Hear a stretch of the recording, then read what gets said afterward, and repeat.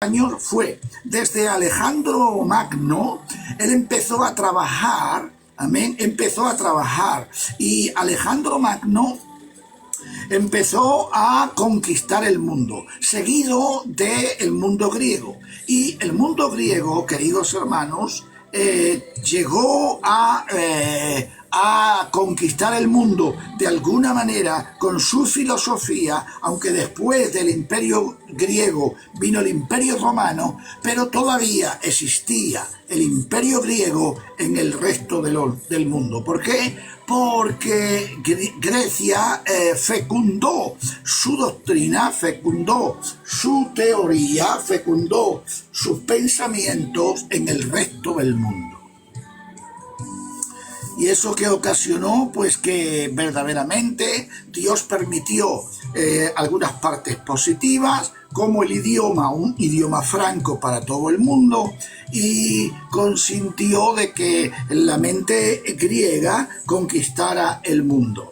Daros cuenta de que ahí habían unos filósofos. Grecia empezó a ver un cambio. Todo eso es porque Dios verdaderamente estaba sincronizando, ¿verdad? Estaba sincronizando los movimientos de los imperios para que cuando llegara el momento de nacer Cristo, ¿verdad?, fuera un escenario propicio.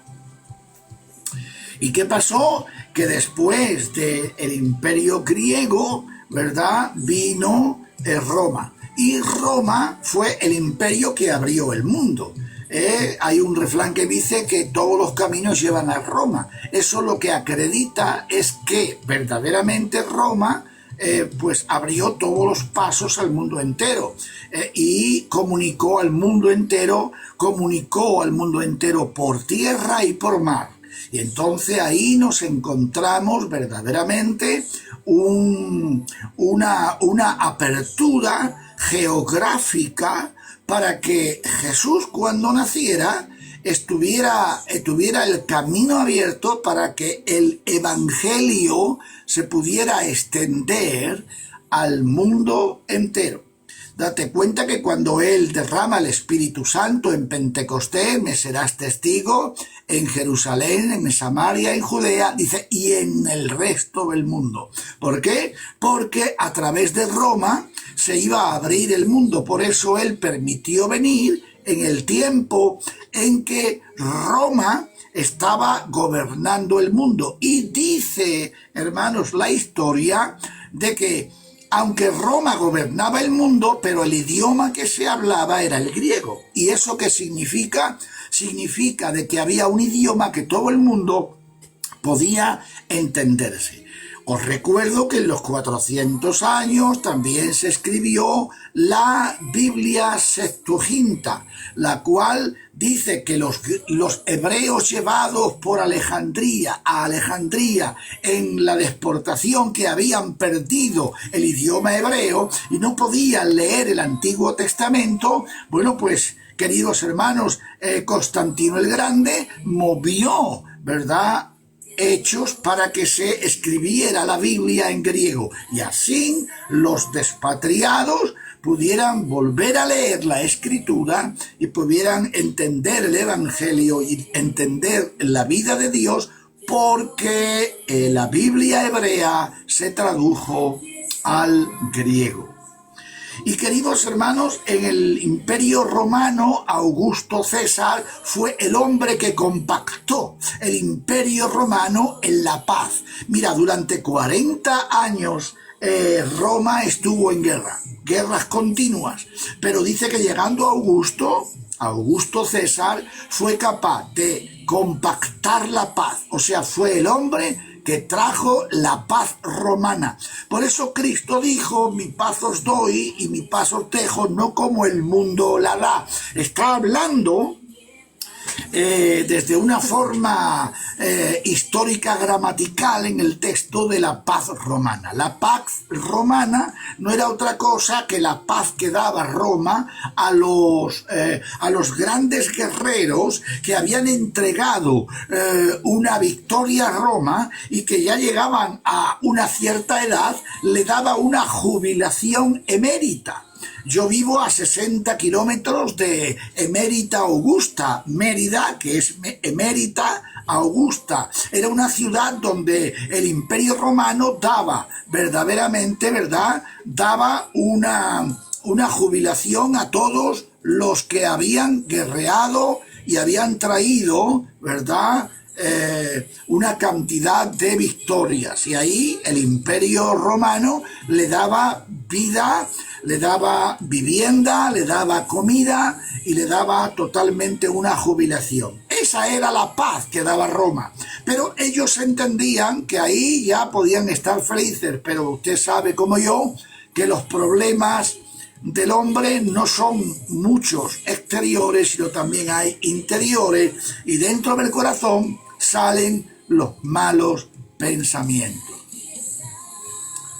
Por tanto, querido hermano, es muy importante de que los 400 años de silencio era el objetivo de preparar la plataforma para que Jesús pudiera nacer en el tiempo idóneo, donde había un imperio romano en paz, porque pues, tienes que entender que si Jesús viene en tiempo de guerra, pues los caminos estarían cerrados, las ciudades estarían amuralladas y no habría, ¿verdad?, y no habría una forma de poder extender el Evangelio. Por tanto, Roma en paz, un idioma franco, y es cierto que había un oleaje religioso, fariseos, seduceos, esenios y celotes, pero Cristo vino para decir que él no pertenecía a ninguna de esas escuelas, sino que él, ¿verdad?, traía otro mensaje.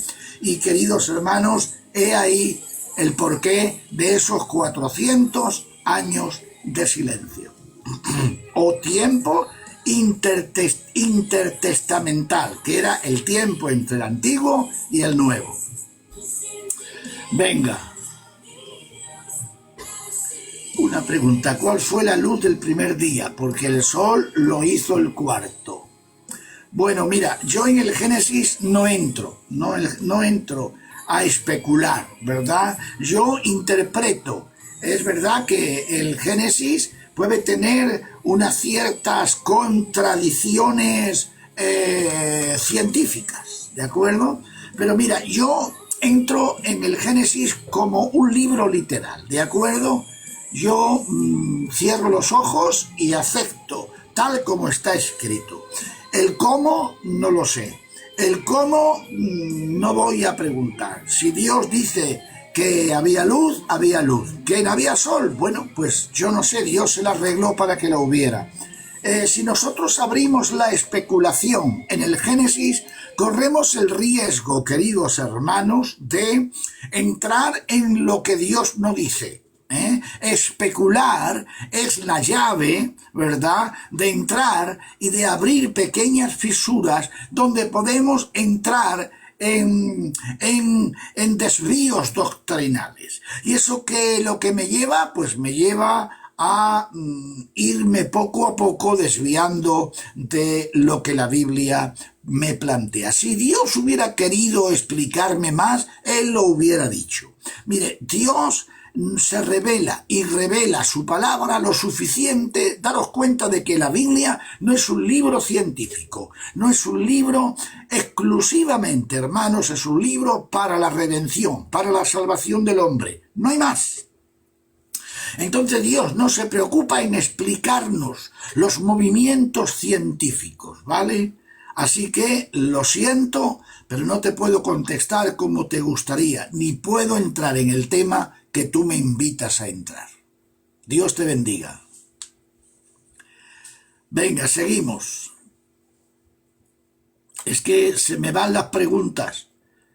Si hay alguna pregunta que se me ha ido, ¿Me ayudas, moderador?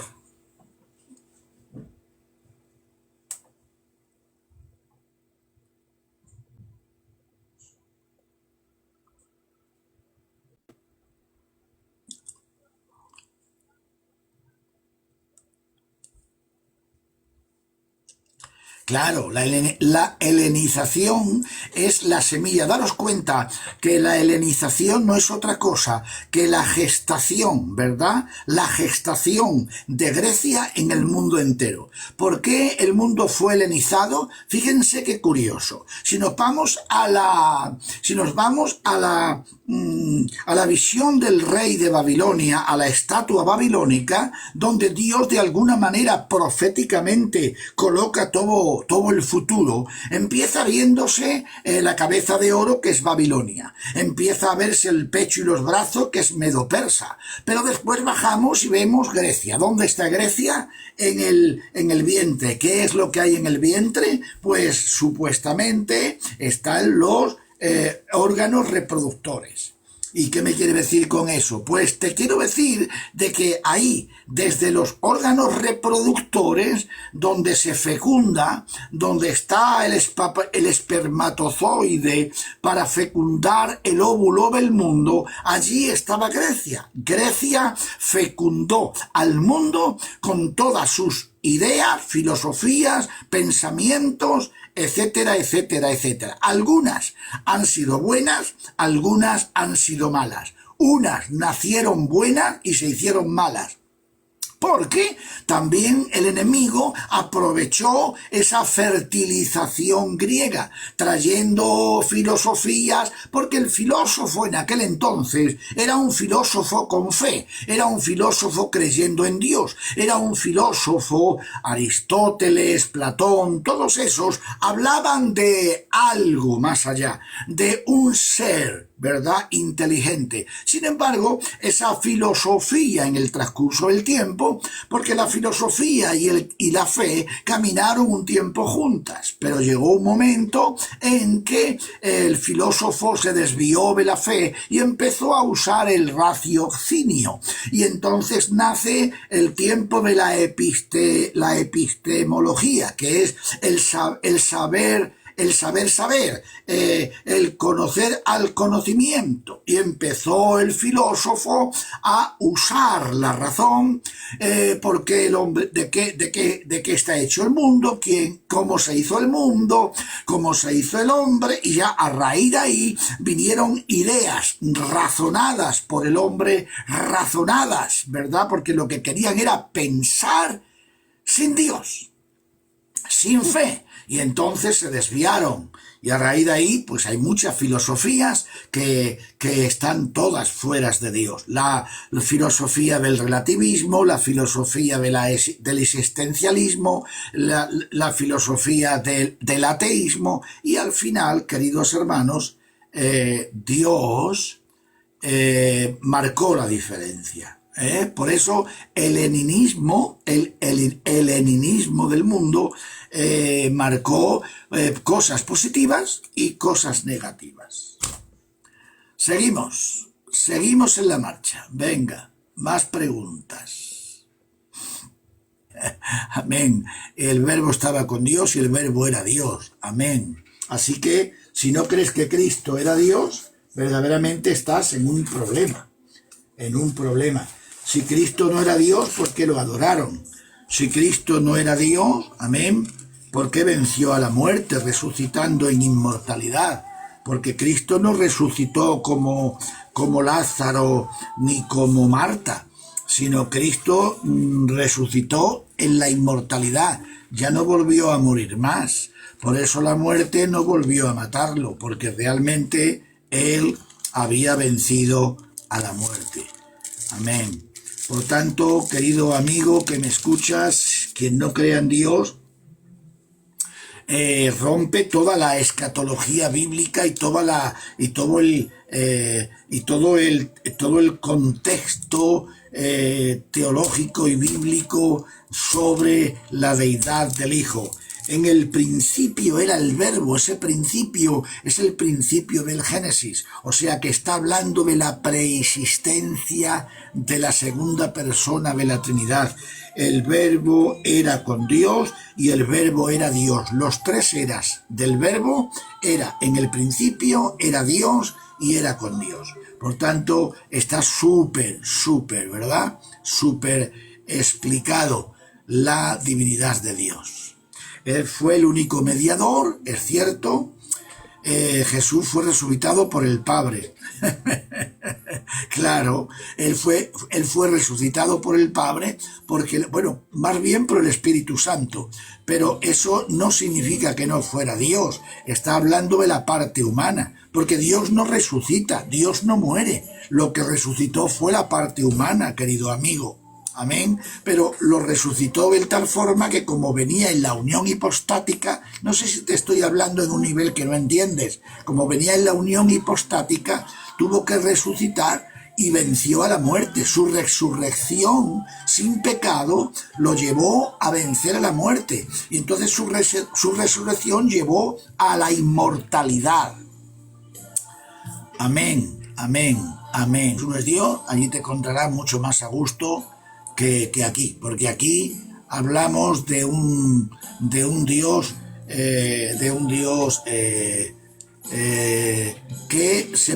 que trabaja en tres personas, ¿vale? Un Dios en tres personas, y creemos que el Padre es Dios, el Hijo es Dios y el Espíritu Santo es Dios. Es verdad que hay una sola sustancia, hay una sola manifestación divina, ¿verdad? No son tres dioses, es un Dios en tres personas distintas. ¿Por qué tres personas? Porque había tres operaciones, tres trabajos que hacer. Gloria a Dios. Aleluya.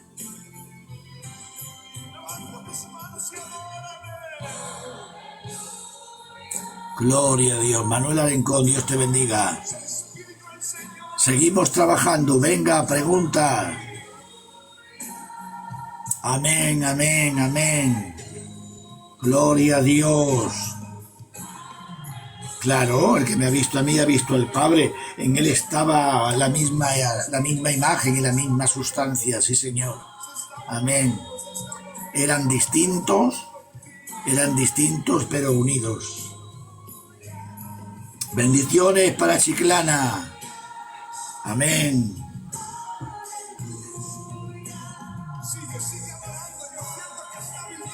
¿A quién pongo de moderador? Dime a quién, es que no te he cogido. ¿A quién? Ello Silva. Vamos a ver, ¿dónde está Ello Silva? ¿Dónde estás, Ello Silva? ¿Y no lo puedes poner tú?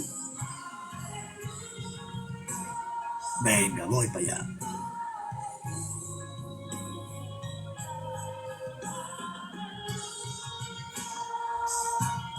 Venga, ya estás de moderador, Ello Silva. Amén.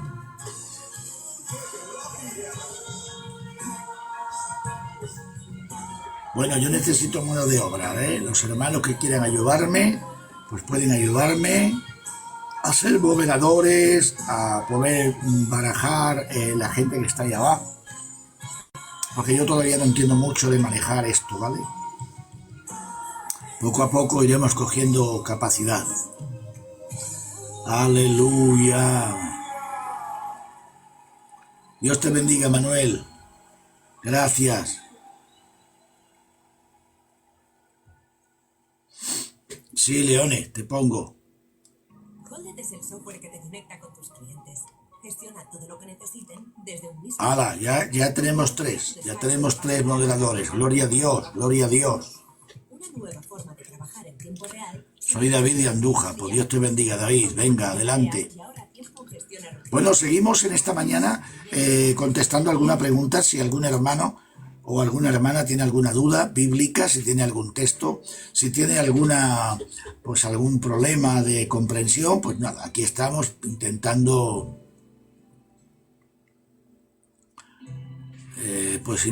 de poder compartir con vosotros, ¿verdad?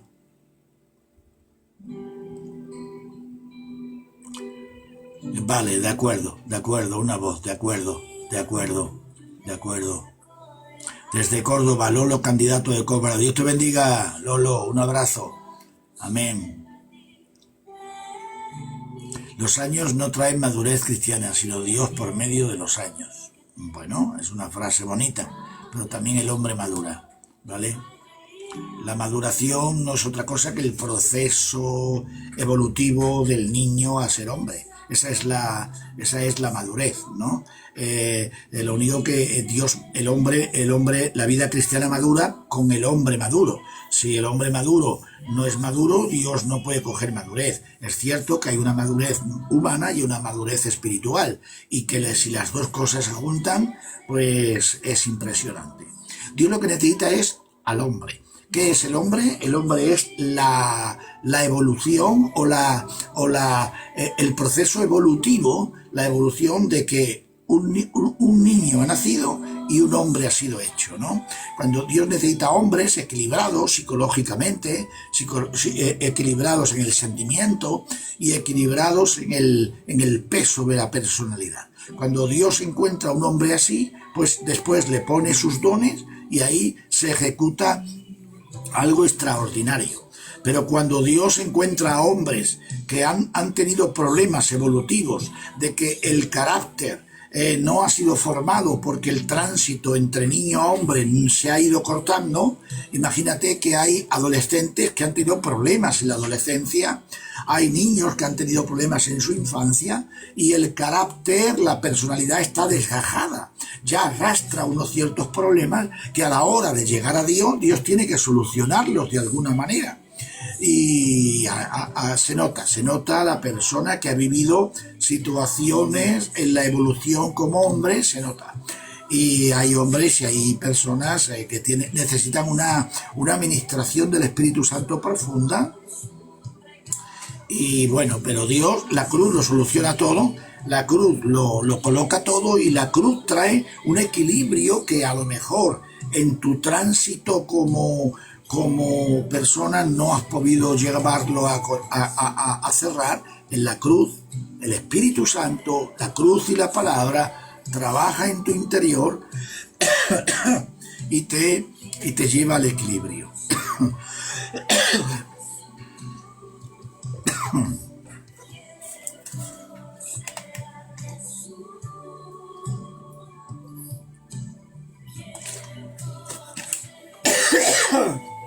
Bueno.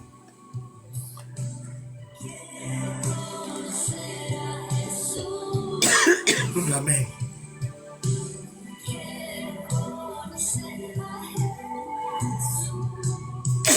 Quiero conocer a Jesús.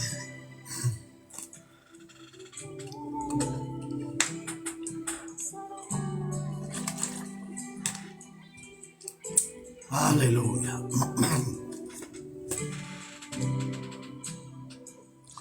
¿Qué se diferencia entre posesión y enfermedad mental?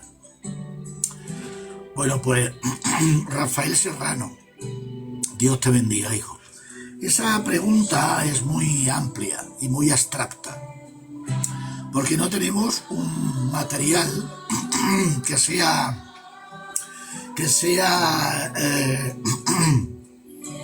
que contemple el manual de posesión, ¿verdad? Las posesiones son muy abstractas.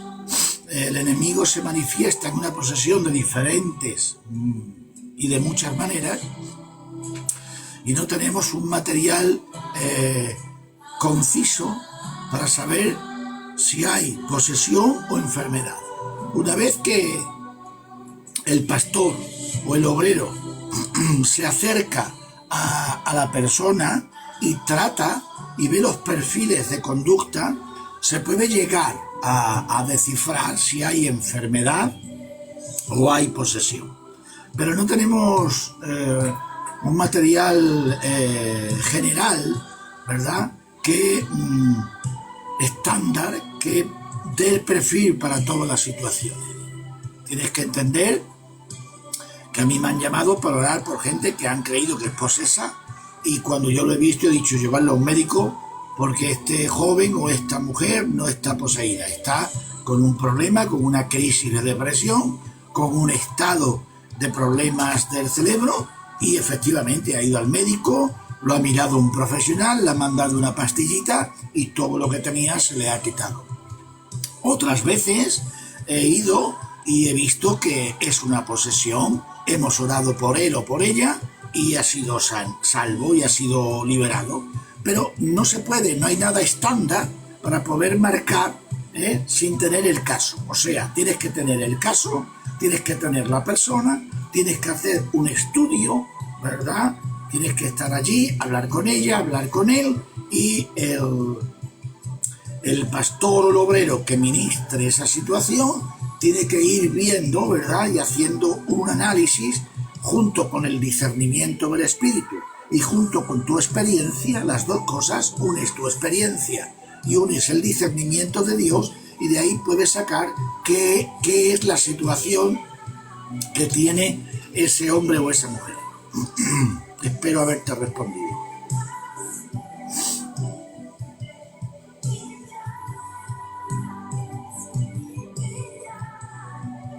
Gloria a Dios. Amén, amén. Seguimos marcando, seguimos marcando. Venga, gloria a Dios.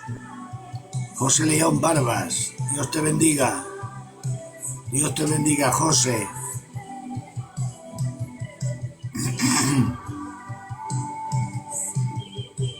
Andalucía, bendiciones, hermano. Andalucía es una tierra preciosa. Amén. No olvidéis de mandarme, por favor, rosas, diamantes, para que los directores de TikTok puedan ver que mis directos tienen peso, que tienen valor. Por favor, mandadme diamantes y rositas. Dios te bendiga, voz. Aleluya.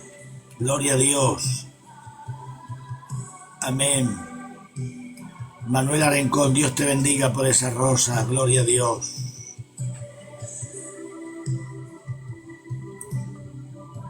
Aleluya. Amén. Esta mañana le daba a Dios gracias por haber conocido al Dios verdadero, al Dios todopoderoso. Qué alegría de haber conocido. Gracias, Rosa, gracias, Leones, gracias. Decía que qué alegría de haber conocido, amén, al Dios verdadero. Y esta es la vida eterna, que te conozcan a ti, al único Dios verdadero. Y le daba las gracias a Dios por haberse revelado a mi vida hace más de 45 años. Y da una alegría, de verdad, de estar en la verdad, de haber conocido la verdad y de estar disfrutando de la verdad. Qué alegría, qué lástima de cuánta gente desviada, cuánta gente que está perdida, amén, en falsas doctrinas, hundidas en el fango del error. Qué lástima, ¿verdad? Da pena, de verdad. Cuántos unicitarios, cuánta gente desviada, cuánta gente que se ha salido de la verdad, no comprenden, no se dejan enseñar. Qué lástima, ¿verdad? Qué lástima. Por eso, si tú has conocido la verdad, dice, compra la verdad. ¿Y qué pasa? ¿Y qué dice el texto? Y no la vendas. Amén. Así que guárdate en la verdad, sigue viviendo en la pureza de Dios. Recuerda que la verdad vive en la santidad y la santidad vive en la verdad. Es verdad, tienen un espíritu altivez, pero pobrecitos, quizá eso ellos no lo han buscado, sino que el propio error les ha dado un espíritu de error, y el espíritu de error es altivo. No hay ningún espíritu de error que sea humilde. Es un espíritu de error que lleva consigo un espíritu de estupor, un espíritu de envanecimiento, ¿verdad? No se dejan enseñar, claro, están ciegos. Y al estar ciego, pues es una pena, ¿no? Es una tristeza, claro que sí. Por eso tenemos que orar mucho para que Dios libere, para que Dios rompa la oscuridad en la mente, ¿verdad? De los que tienen fortalezas satánicas en la mente, ¿verdad? Y esa fortaleza no es otra cosa que llevan, pues eso, un desvío de la verdad. El apóstol Pablo dice que tenemos que orar contra esa fortaleza, que tenemos que desviar esa fortaleza, que tenemos que quitar esas fortalezas, amén, en la mente de los incrédulos, ¿verdad?, que les impide ver la luz de Cristo. Nuestra oración tiene que ser liberadora, nuestra oración tiene que ser rompedora, amén, y tenemos que marcar una oración de luz.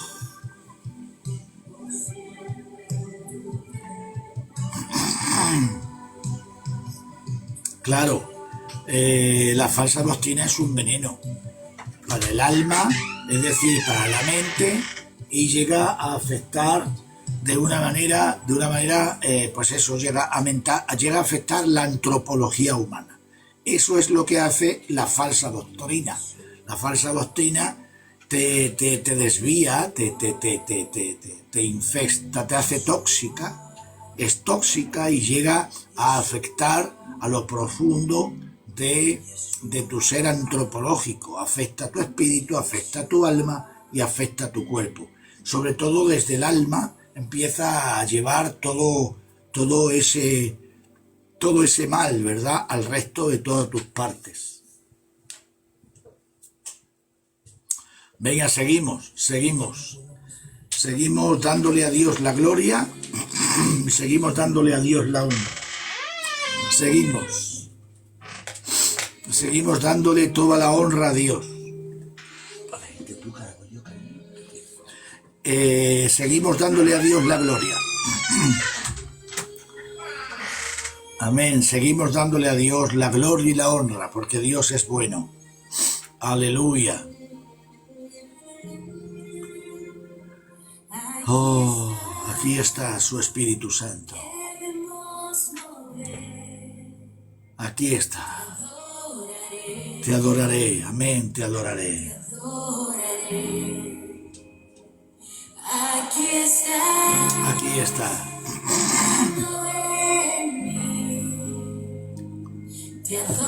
Te adoraré, Señor. ¿Cómo puedo conocer a ese Dios de gracia? Bueno, pues para conocer a Dios no hay ninguna facultad humana.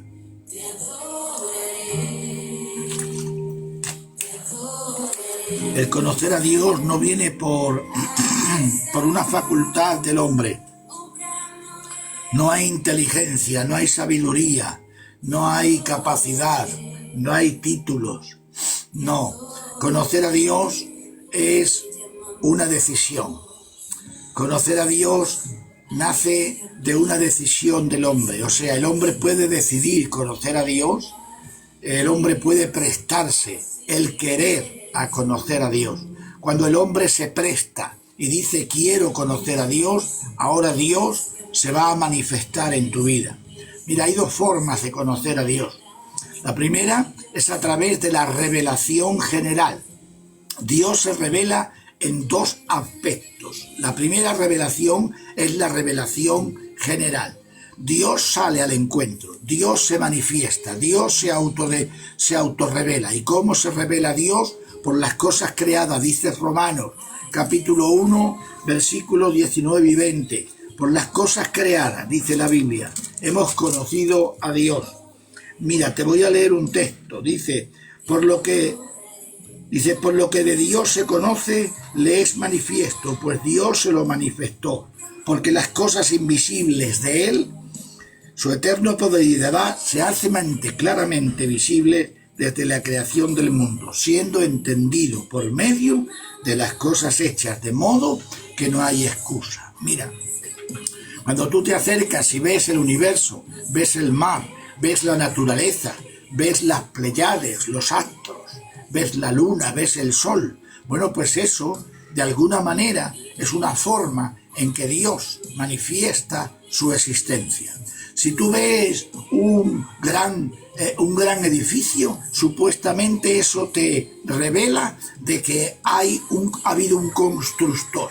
Si tú, si tú ves un reloj, ves que ese reloj te está hablando y diciendo que ha habido un relojero, ¿verdad? Entonces, las cosas hechas, la creación, habla de un creador que ha tenido el poder y la capacidad para crear eso. Pero es verdad que eso no salva. Es verdad que conocer a Dios de esa manera no te salva, porque solamente eso te muestra que Dios existe.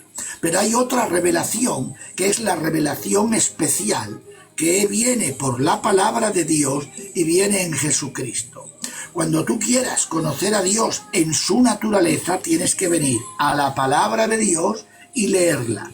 Y cuando tú lees la palabra de Dios, estás leyendo, ¿verdad?, lo que Dios es en sí mismo, ontológicamente. Y cuando tú conoces a Jesús, conoces a Dios revelado. Entonces, ¿cómo puedo conocer al Dios de esa verdad? Pues ven a la Biblia. La Biblia te enseñará a que necesitas arrepentirte de tus pecados, y la Biblia te enseña que tienes que venir a la cruz y aceptar a Cristo. Cuando dice la Biblia, Juan 1:12, el que cree y le recibe, dice que le es dada potestad de ser hecha hijo de Dios. Cuando verdaderamente el hombre puede ser hecho hijo de Dios, pues cuando cree y le recibe. ¿Y qué es creer? Creer en lo que Él ha hecho, creer en lo que Él ha manifestado. Evangelio 1:12, amén, más todos los que le recibieron, a los que creen en su nombre. Por tanto, primer punto, recibidlo. Segundo punto, creer en su nombre. Y entonces se te va a dar una potestad, porque el nacer de nuevo y el ser hijo de Dios no es facultad humana. O sea, que el hombre no puede decir, bueno, pues yo voy a ser cristiano ahora. No, esto no es porque uno quiera serlo, sino esto viene por el nacimiento. Y la fe viene, como dice uno de los hermanos, la fe viene por el oír la palabra de Dios.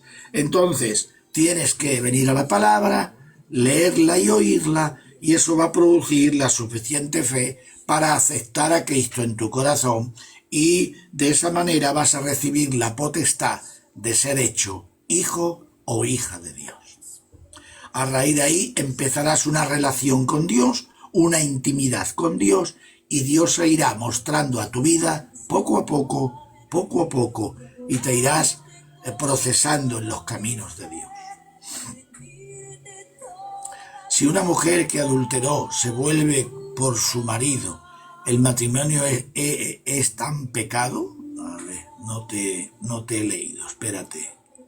¿El matrimonio es tan pecado? Si una mujer o un hombre adultera y vuelve a su marido o su mujer lo acepta y ella se arrepiente y el marido la acepta, ese matrimonio no está en pecado.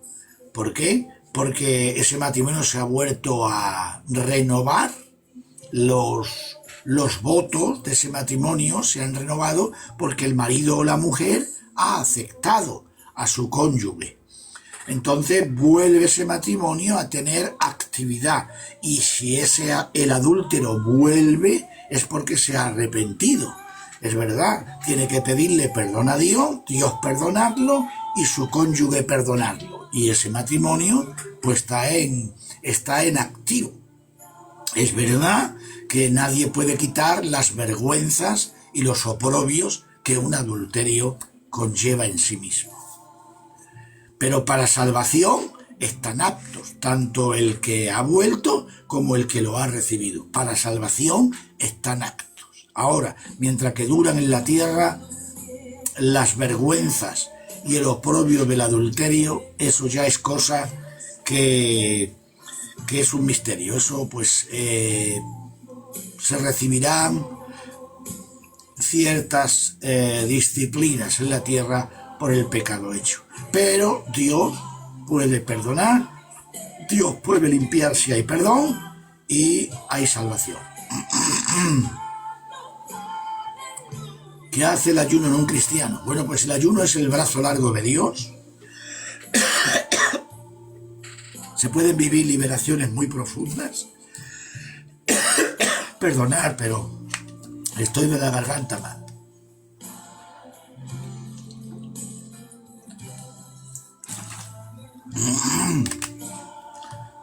Y como te decía, el ayuno es el brazo largo de Dios. En el ayuno se puede vivir unas liberaciones muy fuertes. Se puede entrar en un canal espiritual muy profundo. El ayuno es romper las líneas naturales del cuerpo y estar íntimamente en profundidad y en una relación íntima con Dios. Entonces es muy bueno ayunar, tanto físicamente como espiritualmente. Hermanos, oren por mí, estoy pasando por un proceso de ansiedad y necesito una respuesta de Dios. Claro que sí, hermana. Hermana María Alejandra. Dios y Padre de los cielos, mira Alejandra, ella pide oración porque está pasando un proceso de ansiedad y necesita una respuesta tuya. Te ruego, Dios, que venga manifestándote sobre ella y que vengas trayendo esa fuerza espiritual. Padre, en el nombre de Jesús, tú conoces todo el proceso, tú conoces toda la situación, tú conoces el momento que María ha vivido y está viviendo. Tú sabes el porqué de esa ansiedad. Te ruego en el nombre de Jesús que sigas tratando en ella, que ella viva una vida de comunión contigo, que ella viva un alejamiento del pecado, que ella venga y se injerte en una vida de santidad y que ahí el proceso del Espíritu Santo siga trabajando en ella. Padre, en el nombre de Jesús. Amén y amén. A su nombre gloria. Hermano, sirvo en la alabanza y no comprendo por qué la ansiedad llegó. Bueno, querida hermana, los cristianos también podemos estar en ansiedad. Y el estar en un cargo también no debe ser lugar que te evite de llegar a la ansiedad. Hermanos, hermanas, hay pastores, hay siervos de Dios, hay hombres de Dios que también viven ansiedad. O sea, que el cristiano no está exento de ansiedad y el tener cargos altos en la iglesia no te impide de pasar por ansiedad. ¿Qué es la ansiedad? La ansiedad no es otra cosa que el exceso de carga en el cerebro. Cuando el cerebro se carga demasiado, eso produce una sustancia química que nos lleva a un estado de ansiedad, ¿verdad? Entonces es muy importante vivir en ese momento y pasar a una reflexión, de vivir un proceso de relajación. La dopamina es muy importante. Es muy importante, hermana,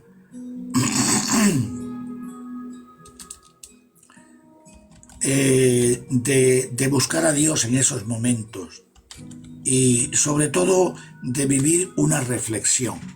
Al cerebro hay que hablarle, al cerebro hay que controlarlo.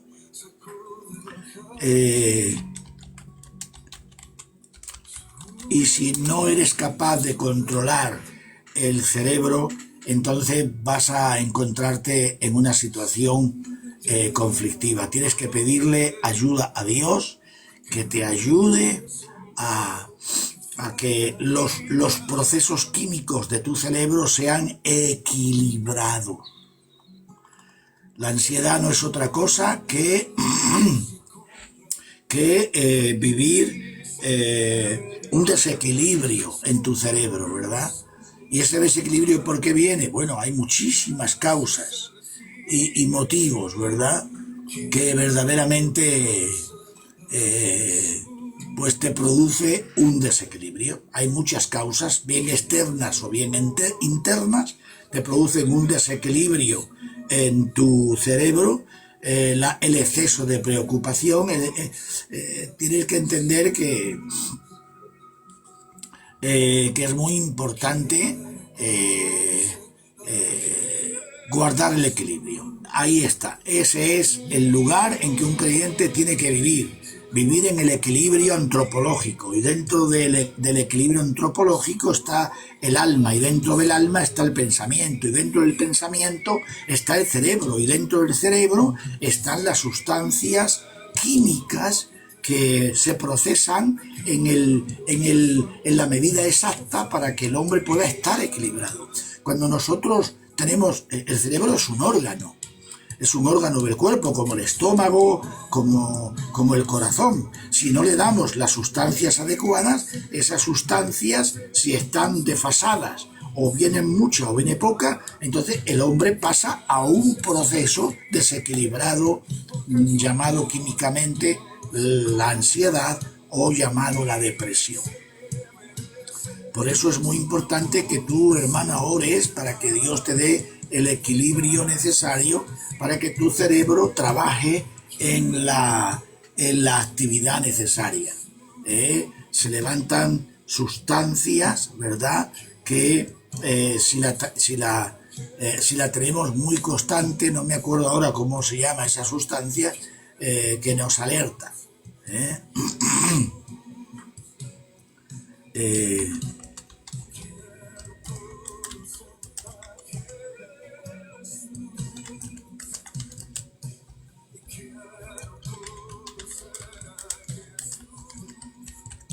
Esa sustancia, estoy buscando el nombre, a ver si me la da.